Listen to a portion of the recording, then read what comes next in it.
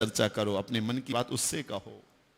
फिर भी मन शांत ना हो तो भगवान की मंदिर आकर ठाकुर जी के सामने आंखों से आंखें मिलाकर बैठो, मन शांत हो जाएगा। फिर भी ना हो तो गुरु के पास में जाओ, गुरु के पास जाकर मन शांत हो जाएगा। संत के पास जाओ। कपिल मुनि की बात को सुनकर माता देवभूति ने कहा, बेटा संत तो बहुत जल्दी गुस्सा हो जाते हैं और नकली संत बहुत होते हैं, असली संत बहुत होते हैं। अब कैसे पता लगेगा कौन सा संत असली है कौन सा नकली है? ये तो पता होना चाहिए। निवेदन किया, मां पहचानी है। असली संत कपड़ा कोई भी पहन सकता है, संत का चोला, दाढ़ी बाल कोई रख ले, पीला कपड़ा कोई पहन ले, लेकिन जो असली संत होगा उसके चलने से पता लग जाता है। असली संत के लक्षण क्या है मैं बताता हूं। तितिक्षवः कारुणिका सुहृदः सर्वदेहिना अजात शत्रवः शान्तः साधवः साधुभूषणः। जो असली संत होते हैं, तितिक्षु होते हैं, उनके मन में किसी प्रकार का राग द्वेष नहीं होता, उनका हृदय करुणा से भरा होता है, दूसरे को दुख को नहीं देख सकते असली संत। सर्वदेही नाम, कोई उनका अपना नहीं होता, कोई पराया नहीं होता। किसी ने माला पहना दिया तो प्रसन्नता नहीं, अब किसी ने कहा बाबा कहां जा, चल भाग यहां से, तो किसी प्रकार का गम नहीं। असली संत वो है, किसी से दुश्मनी नहीं और किसी से प्रेम नहीं। यह असली संत का स्वरूप है। इसलिए आप तितिक्षवः कारुणिकः, मां असली संत के पास जाना चाहिए और असली संत के पास जाकर के संसार का प्रश्न नहीं करना चाहिए, भगवान संबंधित प्रश्न करना चाहिए।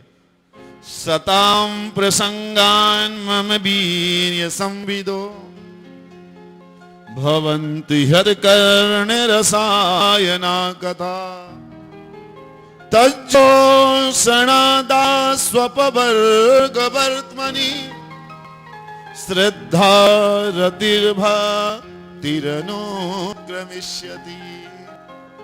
मां सतां प्रसंगान, भगवान का योग करो, साधना करो, समाधि लगाओ और मां निरंतर भगवान को आप भजन करो। संसार को अपना मानोगे तो रोना पड़ेगा और भगवान को अपना मानोगे तो कल्याण हो जाएगा। बड़ा सुंदर उपदेश किया है कपिल मुनि ने मां का। आइए उसी उपदेश को हम लोग श्रवण करें, भजन के माध्यम से आनंद लें। राम नाम के हीरे मोती मैं बिखराऊं गली गली, ले लो रे कोई राम का प्यारा, सुर मचाऊं गली गली। बोलो राम बोलो राम बोलो राम राम राम, बोलो राम बोलो राम बोलो राम राम राम।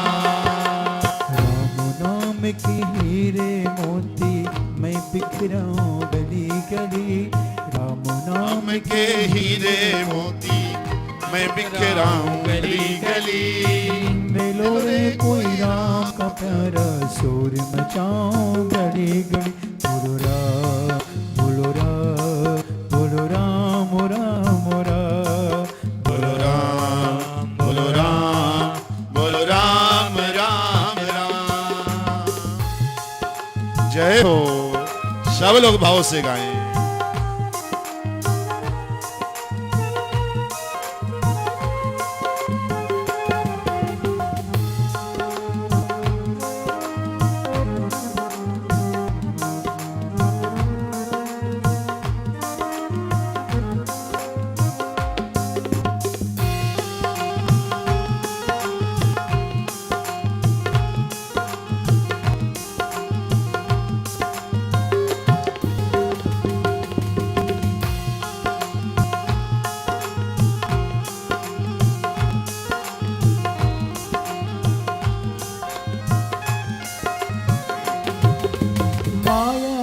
दीवानों सुन लो एक दिन ऐसा आएगा, माया के दीवानों सुन लो एक दिन ऐसा आएगा। धन दौलत और माल खजाना यही पड़ा रह जाएगा, धन दौलत और माल वहीं पड़ा रह जाएगा। सुंदर काया माटी होगी, चर्चा होगी गली गली। सुंदर काया माटी होगी, चर्चा होगी गली गली।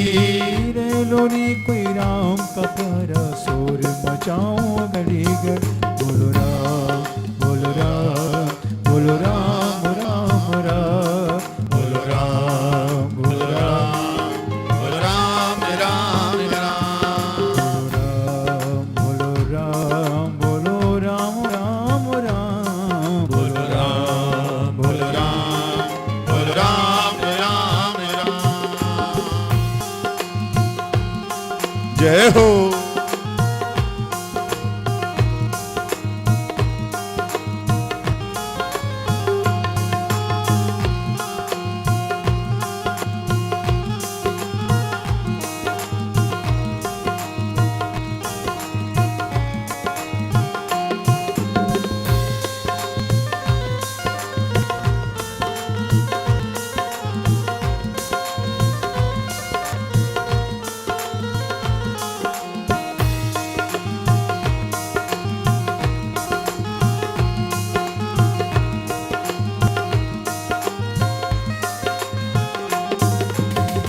कहता तू मेरा मेरा, यह तो तेरा मकाम नहीं। क्यों करता तू मेरा मेरा, यह तो तेरा मकान नहीं। क्यों कहता तू मेरा मेरा, यह तो तेरा मकाम नहीं। क्यों करता तू मेरा मेरा, यह तो तेरा मकान नहीं।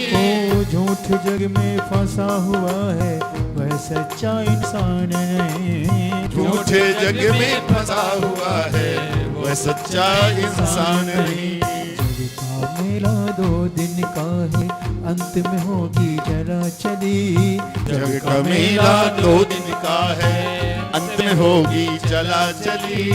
ले लो रे कोई राम का प्यारा, शोर मचाऊं गली गली। बोलो राम, बोलो राम, बोलो राम राम राम। बोलो राम, बोलो राम, बोलो राम राम राम। राम नाम के हीरे मोती मैं बिखराऊं गली गली। राम नाम के हीरे मोती मैं बिखराऊं गली गली। ले लो रे कोई राम का प्यारा, शोर मचाऊं गली गली। बोलो राम, बोलो राम, बोलो राम राम राम। बोलो राम, बोलो राम, बोलो राम राम राम।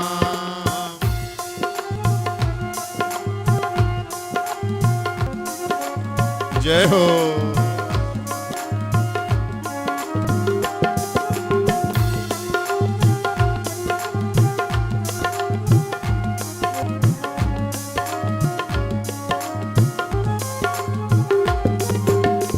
जिसने ये मोती लूटी वह तो माला माल हुए। जिसने यह मोती लूटे, वह तो माला माल हुए। जिसने ये मोती लूटे वह तो माला माल हुए। जिसने यह मोती लूटे, वह तो माला माल हुए। धन दौलत के बने पुजारी आखिर है कंगाल हुए। धन दौलत के बने पुजारी, आखिर वह कंगाल हुए। चांदी सोने वालों सुन लो, बात सुनाऊं खरी खरी। चांदी सोने वालों सुन लो, बात सुनाऊं खरी खरी। ले लो रे कोई राम का प्यारा, शोर मचाऊं गली गली। बोलो राम, बोलो राम, बोलो राम राम राम। बोलो राम, बोलो राम, बोलो राम राम राम। बोलो राम राम, बोलो राम राम। बोलो राम राम, बोलो राम राम। बोलो राम राम, बोलो राम राम। बोलो राम राम, बोलो राम राम। बोलो राम राम, बोलो राम राम। बोलो राम राम, बोलो राम राम। बोलो राम राम, बोलो राम राम। बोलो राम राम, बोलो राम राम। बोलो राम राम, बोलो राम राम। बोलो राम राम, बोलो राम राम। बोलो राम राम, बोलो राम राम। बोलो राम राम, बोलो राम राम। बोलो राम राम, बोलो राम राम। बोलो राम राम, बोलो राम राम। बोलो राम राम, बोलो राम राम। बोलो राम राम, बोलो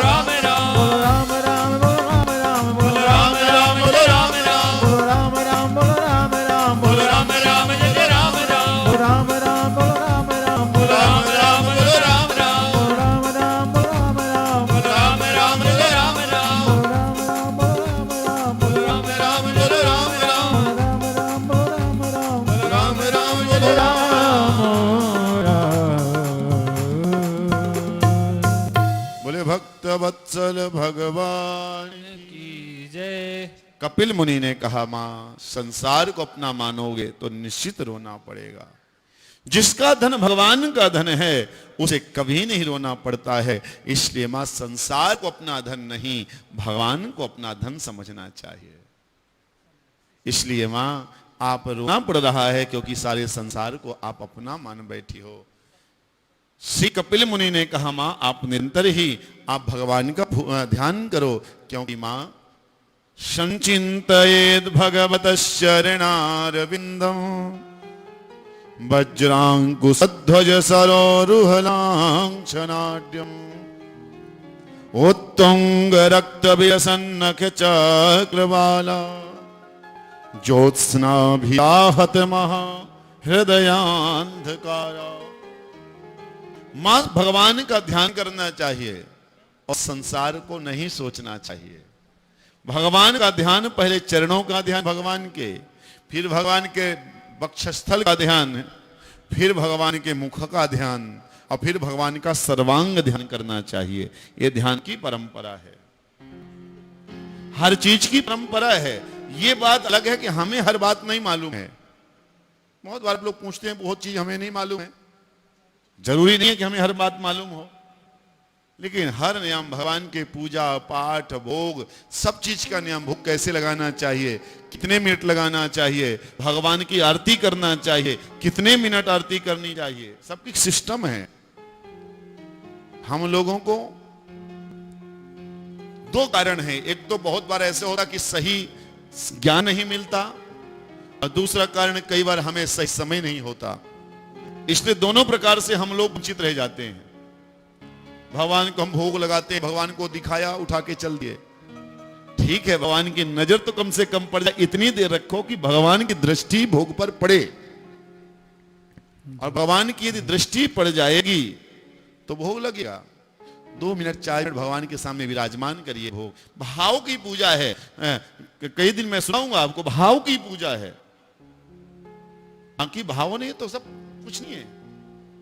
भावना है तो हमारे ठाकुर भोजन को पाते हैं, भावना है तो हमारे ठाकुर विश्राम करते हैं, भावना है तो हमारे ठाकुर घूमने के लिए जाते हैं, भावना है तो मेरे ठाकुर सभी काम भगवान करते हैं, सब कुछ मेरे ठाकुर करते हैं। हाँ, भावना सही होनी चाहिए, भावना सही तो नहीं होगा। आरती का नियम है। आरती हम लोग जैसे घर में आरती करते हैं, घंटों आरती घुमाए रहे, जब तक आरती पूरी नहीं हो तब तक गाते रहेंगे और घुमाते रहेंगे। सिस्टम है आरती करने का। सबसे पहले भगवान के चरणों की आरती की जाती है। 3 बार भगवान के चरणों का दर्शन करके आरती घुमाना चाहिए। दूसरे बार में भगवान के पेट का, उदर का, 4 बार भगवान के उदर की आरती होनी चाहिए। और फिर 7 बार भगवान के सर्वांग की आरती होनी चाहिए, ऊपर से नीचे तक, मुखारविंद सहित। टोटल 14 बार आरती भगवान को दिखाना चाहिए। 3 बार, 4 बार, 4 3 7 और 7 बार सर्वांग आरती, यानी ठाकुर के 14 बार आरती घुमा करके और फिर आरती को शांत मतलब जगमा देना चाहिए। विधान है, भोग का विधान है। इसलिए जो ध्यान की परंपरा है, ध्यान की परंपरा भी पहले चरण से शुरू होती है। इसलिए कभी आप बैठकर भगवान का ध्यान करिए आंख बंद करके, तो सबसे पहले चरणों का ध्यान करिए। सर्वांग ध्यान तो लास्ट में किया जाता है। मां, इस प्रकार आप भगवान का ध्यान करिए और सोचना कम कर दीजिए। हम और आप ऐसे सोचते हैं, रात्रिर्गमिष्यति भविष्यति सुप्रभातम भास्वानुदेश्यति हसिष्यति पंकजश्री इत्थं विचिन्तयति कास गते दुरेफा हा हंत हंत लननी गजउज्जहारा। रात्रि गमिष्यति, मां जैसा एक भौरा एक बार सोच रहा था उसी प्रकार हम सोच रहे थे। एक बार एक भौरा कमल के पुष्प का पराग लेने, रस लेने गया। कमल के पुष्प की विशेषता है, सूर्य अस्त होते ही कमल का पुष्प की पंखुड़ी बंद हो जाती है, सूर्य उदय होते ही पंखुड़ियां खुल जाती हैं। आज भौरा शाम के समय पहुंचा, कमल के पुष्प में बैठा, ध्यान आया, अरे रस ले लूं, रस ले ही रहा तक सूर्य अस्त हो गया। और सूर्यास्त हुआ तो क्या हुआ, कमल की पंखुड़ियां बंद हो गई। भौरा चाहता तो उस कमल की पंखुड़ियों से बाहर आ सकता था, चाहता तो आ सकता था, कमल के पत्तों को काट के।